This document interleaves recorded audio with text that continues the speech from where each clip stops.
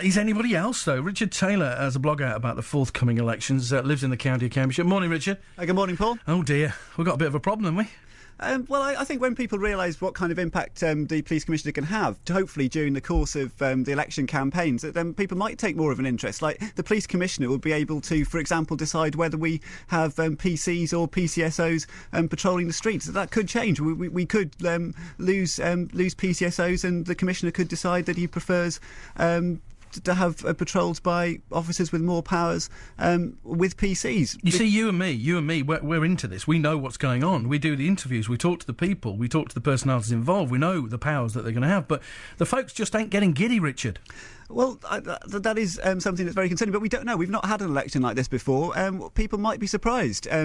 Politicians and political commentators are saying we're going to have a very low turnout, but people do care about policing issues. Is it the people that are standing are just not getting the message across? Are they not getting out there in the hustings? They're not talking to the right people? Well, at the moment, we don't have any candidates. The nominations are open till the 19th of October. Like, the reason that I think we're talking about this today is that today the returning officer has published the notice of election. So we know who's standing, though. We know there's a few people put their hat in the ring, don't we? Well, we do know who's standing from. Some of the political parties have chosen their candidates. Actually, there hasn't been much enthusiasm for this within the political parties. We've got the Conservatives have got their second choice, and they weren't able to do a full ballot of all their members in Cambridgeshire. Well, the Conservative wasn't a Conservative, was he? Well, they've had a complete disaster. He'd forgotten that, hadn't he? And the Liberal Democrats haven't done very well either. They put out a call to their membership saying who would like to be their candidate, and only one person stepped forward. And they don't even support it, though, do they? So the Lib Dems don't even support the police commissioners. Well,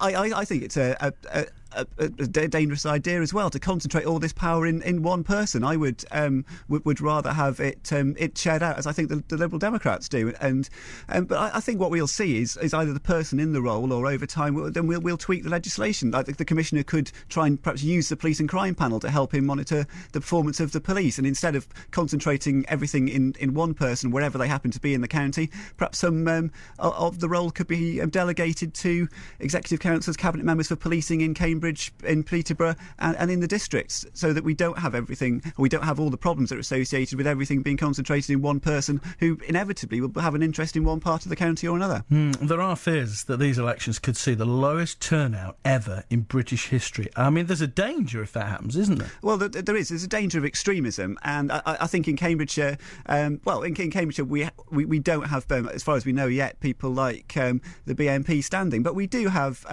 people with more extreme views. We have an English Democrat who on immigration has what I would consider more extreme views, and we've even got Lord Toby Jugg of the Monster Raving Loonies. Now, we could end up with someone like him as police commissioner if there is a very low turnout. Now, he's got some policies. Anyone caught breaking the law will be made to mend it. He's got some idea of restorative justice. Everyone appearing in court should be made to wear wigs and silly clothes, not just the judges. At least he's there. He's grasped that a commissioner can have a wide impact on the whole criminal justice. The problem is, if I get enough fellas together, we could all vote for him and get him in. That's the problem here, isn't it? Well, is that a problem?